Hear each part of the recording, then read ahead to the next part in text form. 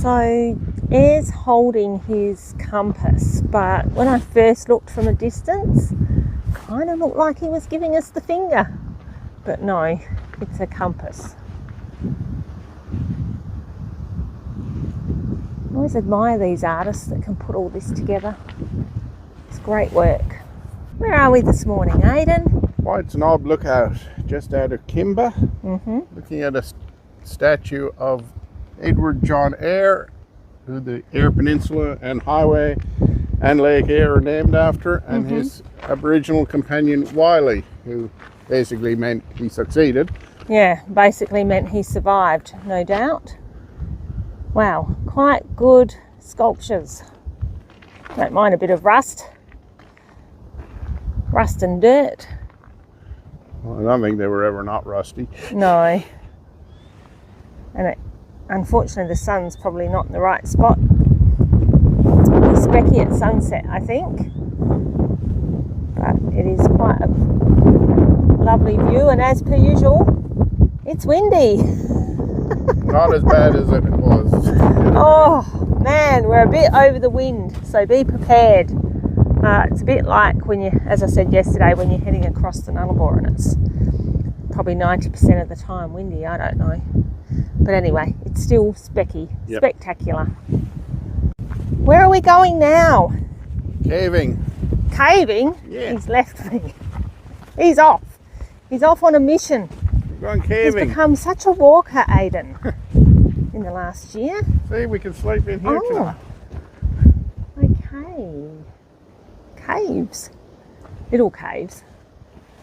I'm sure there's some animals that make use of those on the cold nights or the hot days. Interesting. Okay, Aidan's up there talking to me and I always get sidetracked. I mean, look at these lichens on here, guys and girls. This is what I spend a lot of time taking photos of, and he's just continued walking, talking, and I'm back there somewhere. We spotted this little thing from the top of White Knob, and as we came down we saw the sign for their water catchment project called Rora, which Kimba has built to capture some of the runoff from the rain, to add water to the dams for the town that they use for all the recreational areas and everything. So it's a 4-hectare site that's acting as a catchment, which is 40,000 square meters, or about, I think that works out about 10 acres. So the whole area harvests, they estimate, based on the annual rainfall of 346 mil, it should get just under 14 million litres per year of water into the catchment, which will save the council about 50,000 a year in water charges. So I know this is boring for some of you, but some of us like facts and figures, so we thought we'd share it with you. We've now moved on to the Rura walking trail, which apparently won Best Walk for the Grey Nomads Awards or something along those lines. And as soon as we got here, Aidan has found the chapel. The chapel was a little building that was used to house dam construction workers, but was also known as a spot for indulgent drinkers to stay over. They couldn't walk home. On a Saturday night. No, well, it wasn't originally located here. So, yeah, looks like they've relocated it. It's obviously housed a few people that woke up with hangovers, I reckon. Definitely our kind of walking trail. Bit of dirt. And it's a bit of a sculpture trail. So we'll have a little look-see at some of these little sculptures. Check out the artwork. Also in Kimba, they're big on the SA rocks. I think they've got a whole wall of them in town. Yep. So that is when you paint up a rock or whatever and you leave it for someone to find. SA rocks. 5641. So cute. So it may surprise you, or it may not surprise you, to know that I'm a bit of a twitcher. Yeah, bird watcher. And we just spotted a little red robin, like red-breasted robin. But of course it doesn't want to get on camera, does it? So now we're on the hunt for another one. You know, one that's docile, that will sit still so I can take a photo of it. Yeah, one of those. We've run into another twitcher. So I'm keeping my voice down. She's got some serious camera work going on. But anyway, we eventually found another sculpture, which I quite like. Little wombat. Aiden's absolutely thrilled that I'm dragging him through the bush once again. He's admiring all the wood that he could be using for firewood. Nah. But those of you that know Aiden know that he doesn't mind a good campfire and a campfire cook-off. Don't mind spotting this kind of snake out in the bush.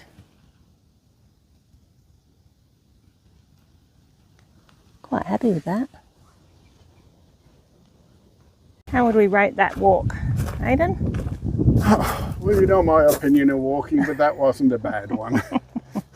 Okay, so what I liked about it was that it's pretty flat and the path is excellent. So those of you that are bushwalking would know that quite often, if we're out bushwalking, we're walking through the scrub like this, and you're always constantly having to look where you're going, look out for snakes, all of the, you know, tripping hazards, all of that.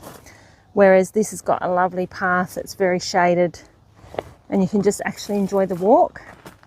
Yeah, and do a bit of twitching. Some beautiful birds in there today. So this is the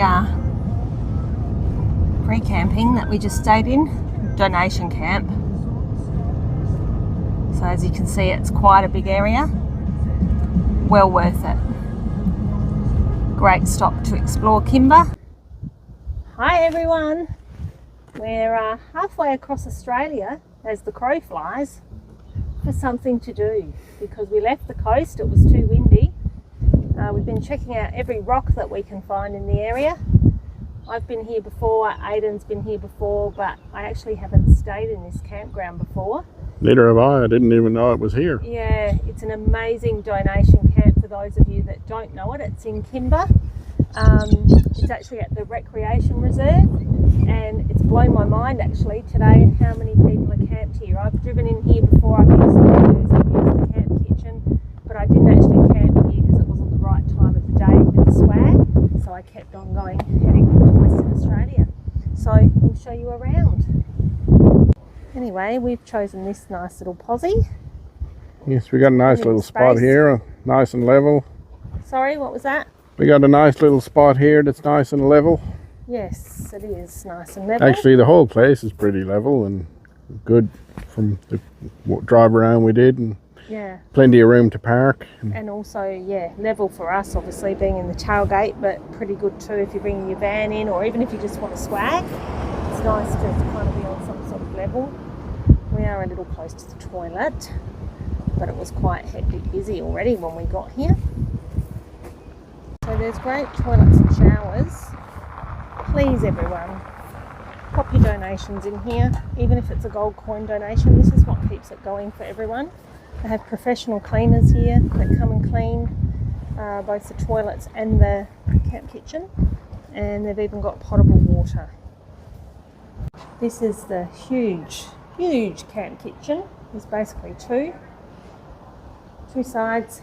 Barbecues, great sinks if you need to do your washing up, some recycling, rubbish bins, defib over there just in case camping gets too much for you, and of course the good old camp kitchen book library which I always love having a look at and leaving. If ever you've picked up one of my books in one of these, I've usually popped a little Fantastic Oz postcard in there with a hello and pass it on to someone else. It's one of the great things about travel, is all helping each other. So if you want a hot shower, guys and girls, these were just cleaned. I've always got my thongs on though, but $1 coin gives you 2 minutes, so make sure you bring your $1 coins if you want to have a hot shower. Catching the Kimba silo art while the sun's shining on it so beautifully. It's pretty good, this one. If you're in Kimba, halfway across Australia, you definitely need to stop and say hello to the Big Galah. It's got a new paint job. It's pretty cool. Great to look at. Aiden's looking from the car. So having a little walk around the main street, which is so nice to have time to explore things properly.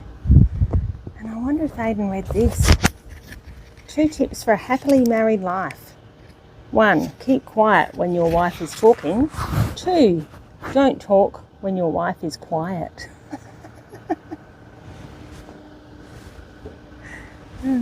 Funny.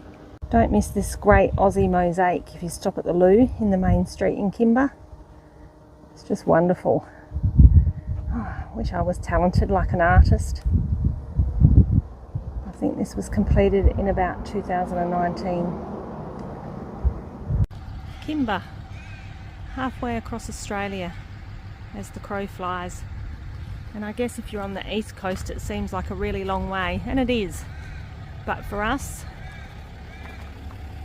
Kimba's here, Port Augusta's up there, and we're actually not far from there in the Flinders Ranges. So for us it's a bit of a stone's throw to come out and do a bit of exploring in some towns that we've driven through before. And I don't know about Aiden, but I know I haven't had the chance to stop and have a good look around. So it's a great chance to do that while the weather's holding and we're not having a terrible hot summer. No surprises. We've taken a turn off the air highway to a spot called Lake Gillies. Well, we think it's Gillies. Not sure if it's Giles or Gillies, but pretty sure it's Gillies. So it's a salt lake. It's a bit warm, but it's absolutely stunning. And you can camp here. There's a campground. I think we would definitely come and camp here if the time of day was right, or we had the van even. What do you think, Aiden? I think so. Yeah, great. It is a national park, so you can't have animals. Yeah, national park, so unfortunately no dogs. Probably wouldn't want to be in here anyway. I'm sure they probably do baiting, so it's just outside of Kimba. And a great spot to stop and have a look if you've never seen a salt lake before. There's always so much to look at, and particularly at night time when all the bugs and beetles and all the things that live here start to come out. It's just so quiet. I think an emu's been walking across over there. And the colours are just beautiful, and I'm sure they change with the day and the sun. It's actually a bit wet and squelchy at the moment.